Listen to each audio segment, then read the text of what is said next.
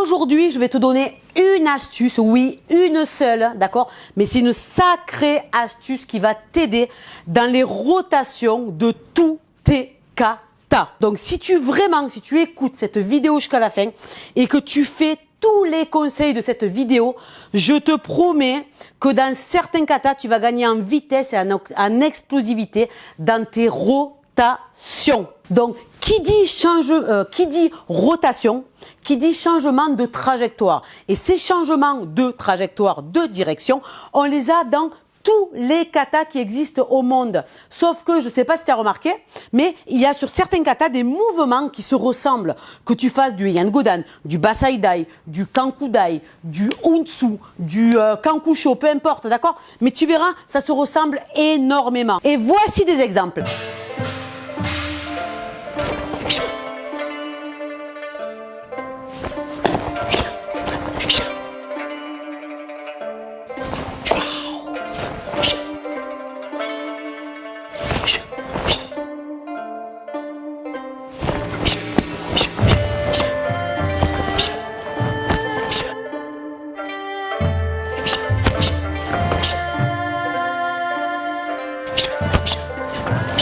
Eh bien, dis-toi bien que sur tous ces mouvements, il y a un point clé. Je ne sais pas si tu as remarqué, regarde par exemple dans Yodan, d'accord, Heian Yodan, c'est le plus facile à réaliser, 1 et 2. Contrairement à Godan, d'accord, où on est ici, où il faut partir ici. Ok? Alors tout simplement, pourquoi? Parce que dans Heian Yodan, si tu regardes bien et tu observes bien, il y a un point. C'est quoi le point? C'est que quand tu fais ce mouvement ici, ça nous arrange parce qu'il y a un dégagement au niveau des épaules pour ensuite partir sur une rotation d'épaule. Tu comprends? Alors que dans Heian Godan, si tu pars ici, les épaules sont complètement fermées là-bas et on te demande de venir ici, en opposition. Du coup, qu'est-ce qui se passe? Regarde bien. Comme je suis ici, les gens, souvent, qu'est-ce qu'ils font? Ils ont ce bras ici. Eh bien, ils gardent le bras fléchi, ils pivotent avec ce bras ici qui gêne, qui ralentit, qui freine. Du coup, on a un mouvement qui est souvent lourd. Et on a le même exactement dans Basai Dai. Basai Dai, tchak, pam. Alors ici, c'est plus facile parce qu'on a les épaules pseudo-ouvertes. Mais c'est pareil, souvent, qu'est-ce qui se passe? Regarde cette épaule, elle freine et regarde qu'est-ce qui se passe. On a un mouvement lourd. Et alors, encore plus flagrant sur les Kajaku de Untsu, où on est complètement en fermeture. Qu'est-ce qui se passe? Regarde, je suis ici. Regarde ce bras qui me gêne. Je tourne, il me gêne. Je suis ici. Je retourne. Il me gêne, mais je continue. Et tu as le prof qui va te dire accélère un peu parce que là tu es lourd. Mais alors comment faire? Écoute bien cette vidéo jusqu'à la fin. Tu vas voir dans le moindre détail, ça va t'enlever une sacrée épine du pied. Et crois-moi, si j'avais su ça plus tôt, je me serais moins fait chier. Donc regarde, sur Heian Godan par exemple, je suis ici. Est-ce qu'il serait peut-être pas plus judicieux d'utiliser l'ouverture du bras pour se dégager, venir faire une déclinaison au niveau de la jambe pour faire une rotation? Alors, je ne vais pas te décortiquer tout le mouvement parce que ce n'est pas le but de la vidéo, mais regarde le point clé qu'il y a, c'est que je vais solliciter cette vitesse de bras pour m'envoyer la vitesse de fermeture d'épaule. T'as vu, ça me donne vraiment de l'inertie dans mon mouvement. Et ça, c'est hyper important. Et règle numéro 2, attention, ce sera valable dans tous les katas qu'il va y avoir des pivots. C'est quoi? C'est que quand je suis ici, on ne va pas me faire une circulaire au niveau du bras, comme un manche à balai. Pourquoi? Parce qu'une circulaire, tu vas te laisser embarquer ici, c'est encore plus dur. Donc, moi, ce que je te propose, c'est de venir tirer le coude en premier. Un coude, d'accord? Ça là, c'est beaucoup plus léger que déployer un bras entier. Donc c'est en premier ici le coude et ensuite l'extension du bras. En gros, c'est ça. Et une fois que tu es là, blam, tu fais ton pivot. D'accord? Je te le montre une fois fluide. Tu vois? Je tourne tout seul. Regarde maintenant dans Untsu. Alors là, c'est flagrant dans Untsu où on est ici. Fais-moi la différence entre quelqu'un qui va tourner avec ce bras-là, regarde, qui me gêne. T'as vu comme c'est dur à démarrer? Et maintenant, regarde, si quelqu'un va utiliser l'inertie ici, le fameux coude, et ensuite tu fais ton tirage avec la déclinaison, tu vois? Regarde bien en prenant de l'élan. T'as vu vraiment la vitesse que ça me donne? Regarde, je te le montre d'un autre angle. Ici, Ok? Encore de l'autre côté. Regarde la vitesse que ça va me donner. C'est ça qui est important, regarde. Chaque vitesse.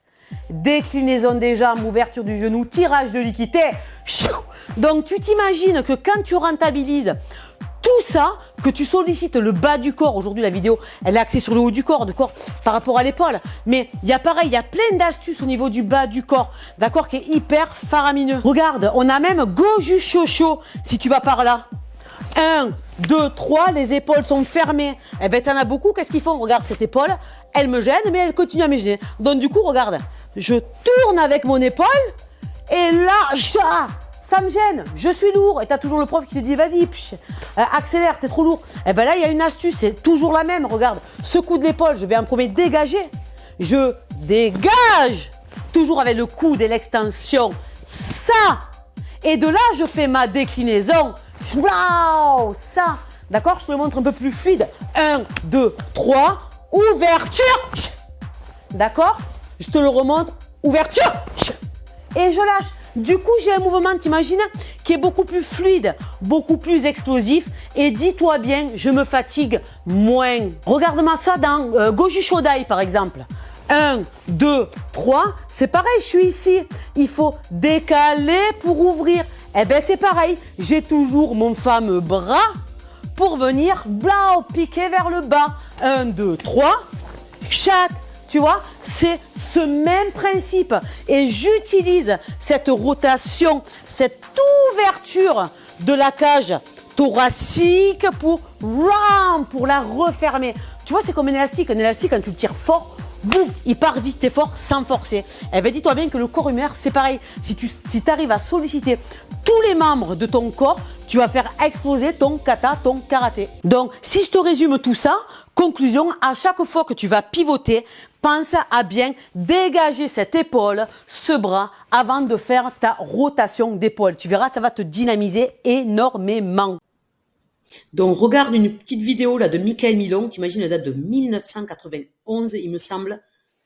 Donc, regarde bien. Je ne sais pas si tu vas bien entendre le son. Regarde bien l'ouverture des bras sur les Kajaku. T'as vu? C'est énormissime. Tu vois bien, on voit bien l'ouverture avant la fermeture. Regarde. Je vais te le remettre une fois. Regarde bien comme il va ouvrir le bras en amont. Surtout sur le 2, le 3 et le 4. Regarde bien. Regarde, ouverture. Tu vois, donc c'est énorme. Le gain de vitesse, et imagine, on était en 1991. Donc, je vais te montrer maintenant une autre vidéo de Valdesi, pardon. Luca Valdesi de 2012. Il a été champion du monde. D'accord, tu regarderas la différence. Alors, évidemment, tu as de l'explosivité et tout. Il n'y a pas de problème. Mais regarde que son épaule est vraiment pas dégagé comparé à Michael Milon, alors que c'est un karatéka super complet, mais il aurait pensé à ses ouvertures d'épaule, il aurait fait exploser ses Kadiakou, quoi. Vas-y, je te laisse regarder. Allez, donc regarde bien, donc Luca Valdesi en 1992. Attends, je m'éloigne un petit peu. Regarde bien. Ses épaules, comme il va pas les ouvrir. Tu vois? On est vraiment décalé. C'est dommage parce que, honnêtement, mais ça claquerait, mais vraiment plus, quoi. Regarde. Tu vois, du coup, on se retrouve, il force beaucoup plus, d'accord, que ce qu'il envoie, en fait. Tu vois, et du coup, c'est dommage parce que malgré qu'il envoie, que ça frappe, il y a tout ça, t'imagines le gain de vitesse qu'il perd, alors qu'il aurait pu démultiplier sa vitesse, son explosivité grâce aux ouvertures qu'il fait pas. Tu le vois bien, il est vraiment, il est comme ça. On voit que ça le gêne. Et encore, heureusement qu'il a un physique quand même hors norme. Mais tu fais ça sur des jeunes qui n'ont pas encore le physique ou sur des nénettes. Comment tu veux que la nénette, elle envoie si elle manque de physique et d'explosivité, quoi. Ben, c'est grâce à cette astuce-là, je te promets, c'est énorme. Donc, regarde, je vais te faire un tout petit plaisir, d'accord? Je vais vous montrer des Kadiakou comme faisait ma soeur il y a un petit moment en arrière, vraiment. Vas-y, je te montre tout ça. Allez, donc tu vas voir, c'est une petite vidéo. Tu fais gaffe, le son, il est vraiment pourri. C'est dans une salle, ça résonnait. Je te montre une petite démo qu'on avait fait. Regarde bien les ouvertures sur certains coups de poing et d'autres qui manquent. Regarde bien quand tu analyses vraiment la situation. Je te laisse regarder. Tu vois, on voit bien l'ouverture sur le 1, sur le 2, Sur le 3, c'est un peu limite, tu vois, et sur le 4, hop, ça le refait encore un petit peu, regarde. Je vais essayer de te le remontrer, c'est que ça va un peu vite. Je vais essayer de t'agrandir là. Non, c'est, ouais, voilà. Hop, regarde. Tu vois, et c'est vraiment ce qui nous donne l'élan, mais je te promets, hein, sans forcer, voilà. Après, il y a toujours mieux, ça c'est sûr. Mais tu coaches un élève, toi tu fais ça pour toi, c'est énorme, quoi. C'est énormissime, quoi. Donc tu vois, c'était juste vraiment pour te montrer la différence grâce aux ouvertures. Là, je t'ai montré sur le kata Unsu, parce que c'est celui que j'ai vu le plus sur internet là. Mais j'aurais pu très bien te montrer du Goju Shosho, du Basaidai, tout ça. C'est exactement la même chose. Et dis-toi bien que tu t'imagines, quand tu vois nous qu'on est des filles, je sais même pas en quelle année c'était, on était hyper jeunes. Mais t'imagines, pour le niveau qu'il y avait avant, ça claque. Tu vois ce que je veux dire? Donc il y a vraiment, il y a plus de 10 ans en arrière, il y a au moins 15 ans en arrière, c'est énorme. Et quand tu vois donc de Michael Milon qui l'ouvre, lui, alors c'est en 1991, c'est énorme, c'est encore au goût du jour. Et un mec comme Luca Valdesi qui lui aurait encore des possibilités de vraiment d'exploiter son potentiel.